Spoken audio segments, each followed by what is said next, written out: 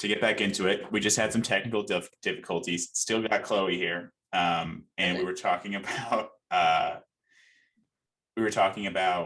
the fact that I thought you were like a up and coming stand up comedian based on like one Instagram post.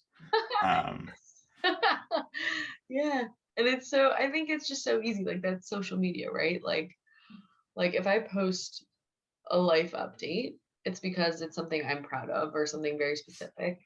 And you don't get the days in between where I'm not doing something. So as far as you know, like you see one post of me doing stand up from February 2019 and it's like, "Oh my gosh, this girl does stand up." It's like truthfully like that was a blast. I love the thing that I did there in retrospect. But I just like I don't it's like the knitting thing, right? Where I'm like, yeah, oh, like it was a really cool thing to do. I really enjoy stand up, but I just think that like the way that it operates with like social media uh, makes you. yeah, Yeah, exactly. Yeah. I So did. I did. I've done stand up as well, but I would not put it out. I don't have the chutzpah to put it out on social media, and also like mine was probably a little bit more vulgar than yours was. this is so funny that you bring this up. I have like because mine was also vulgar. I think that's sort of like where people start is like Yeah, what are your sex jokes? And I have a chapter in the book about female comedians and sex jokes because I think that there's one end of the spectrum where people are like women aren't funny, right? And that's like that's going out of vogue. I think like people yeah, that doesn't mean that that presumption or that standard to be like prove you are funny is like not still there for women more so. right. Um, but I think that it's sort of evolved into this thing about like, well, women just like are so raunchy, like they only talk about their vaginas, and like that's all like a female stand-up is. And I have a chapter sort of exploring that because like I think I've held on to that where I'm like women, like come on, like elevate your stuff. Like we need to be talking about the hard hitting things. Again, I'm not a stand-up comedian. I'm acting like I'm in the community and talking for other comedians on what other female comedians can or cannot or should not say. Yeah, Um, and as I'm going through it, I'm talking to female comedians who are like, one, like when you're starting off, you're talking about your individual self and what's personal to you because that's how you start. That's how everyone starts, is you're talking about your observations, your life, your dating, your parents, your whatever it is. And then the best stand-up comedians go on to talk about more like social issues or to pivot it into a different light, like at a Chappelle level or at a like Amy Schumer's more recent stand-up, like compared to Inside Amy Schumer, her early stand-up, which was like I think people consider her more raunchy versus her most recent Netflix one was more about like, oh, like this is my life with my husband and right. it's like Yeah, like after I, I saw her leather special on like mm, at Penn State, yeah. and I was like, So yeah. that was very. It was very like there was a lot more of the like vulgar jokes in there specific to like the female experience. Mhm. Um, and like I think maybe another person that I really admire is like Nikki Glazer. I think she's hilarious. Yes.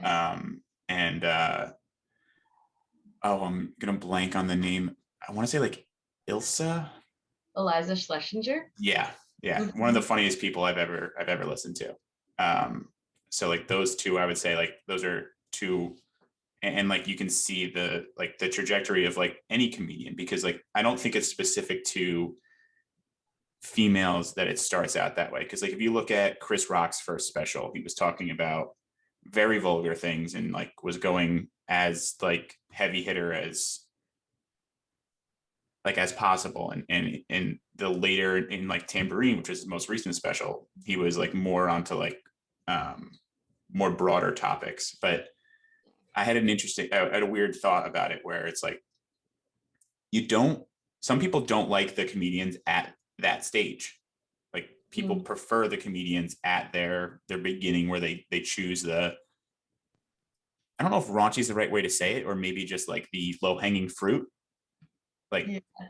because once you figure out how to kill, then you have to figure out how to kill and tell and like actually like communicate something you want to communicate. Right. Um, but they were, but if you don't know that the person could, like if you don't know that that person is a good stand-up comedian, and you just watch like Dave Chappelle's recent special, or um, even Chris Rock's recent special, you're just like, you're not funny most of this time. You're like communicating something and then putting punchlines in the middle so that I continue to listen to you, but you're not actually like doing like punchline after punchline after punchline.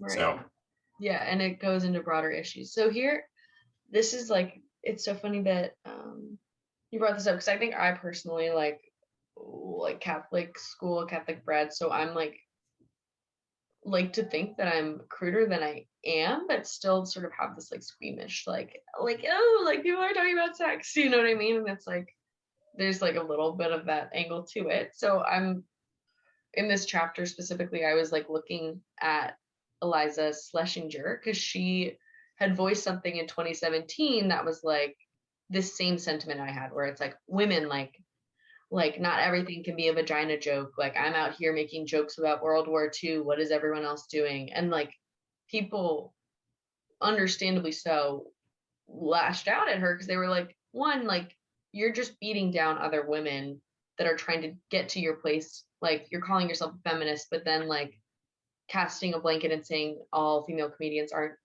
great.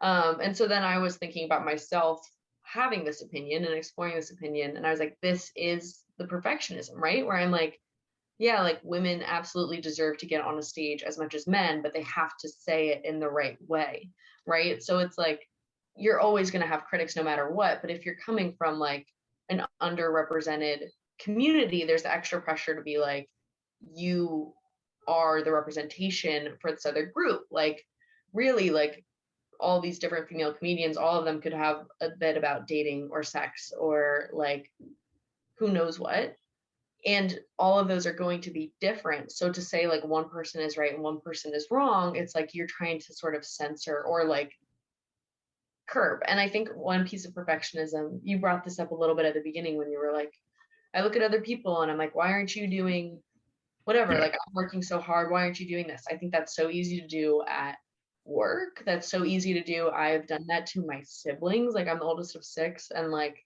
I'm in the that oldest as well. yes, I think there's that component too, where like I definitely have come down on my siblings and been like, my one sister wasn't doing her homework. Like she's a freshman at Penn State, and so she like wasn't doing her homework for a class at like the exact moment. She was just sort of like, meh, like I'm not doing it. I'm like, you need to do it. You're stressing me out because you're not doing it. And that's my perfectionism, then like Pushing on putting her. Yeah. restraint on her, right? So it's like we can have perfectionism, but it does influence us. And that's sort of how it can like you can see it happen in an industry that's as creative as like comedy, or you can see it in a workplace setting where you're like working a 9 to 5. If your boss is a perfectionist, then the person under your boss, like the next supervisor that might be above you, is also like, I have to do everything right, so you have to do everything right, right? And then like there's just a constant paranoia of like, if I mess up, like this will somehow impact the entire chain, where really like if you make one mistake, everyone will breathe, everyone will have a Yeah. moment. um but yeah, it's really really interesting.